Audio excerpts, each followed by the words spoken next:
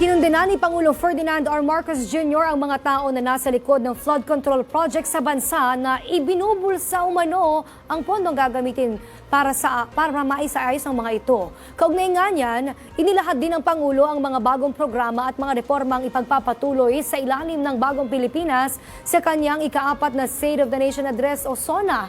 Ang detalye ihahatid ni Sofia Potenciano. Walang pagdadalawang isip na ibinunyag ni Pangulong Ferdinand R. Marcos Jr. ang umano'y hindi maayos at guni-guning flood control project sa nagdaang taon sa ilalim ng kanyang pamumuno.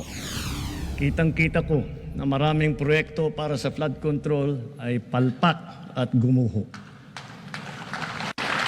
At yung iba, guni-guni lang. Huwag na po tayo magkunwari. Alam naman ng buong madla na nagkakaraket sa mga proyekto. Mahiya naman kayo sa inyong kapwa Pilipino.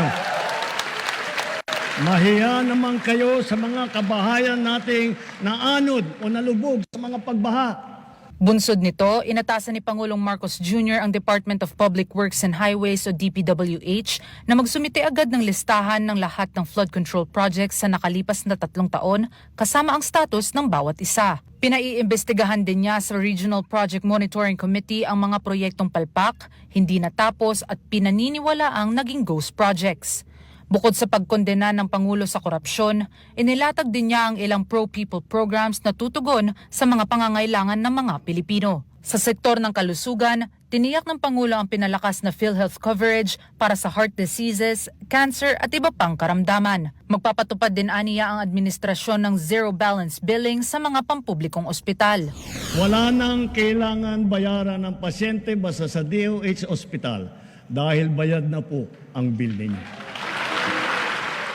Sa edukasyon, target ng punong ehekutibo sa tulong ng pribadong sektor ang makapagpatayo ng dagdag 40,000 classrooms bago matapos ang administrasyon, pati na rin ang pagpapaigting ng libreng edukasyon sa pampublikong kolehiyo at TechVoc. Samantala, plano ring palawigin ang walang gutom program para sa mga susunod pang taon.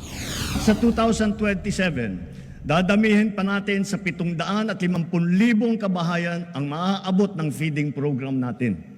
Ipinakita ni Pangulong Marcos Jr. sa kanyang SONA ang kanyang paninindigan laban sa katiwalian at ang patuloy na serbisyo para sa lahat ng sektor. Para sa totoong balita sa Bagong Pilipinas, Sofia Potenciano, Congress News.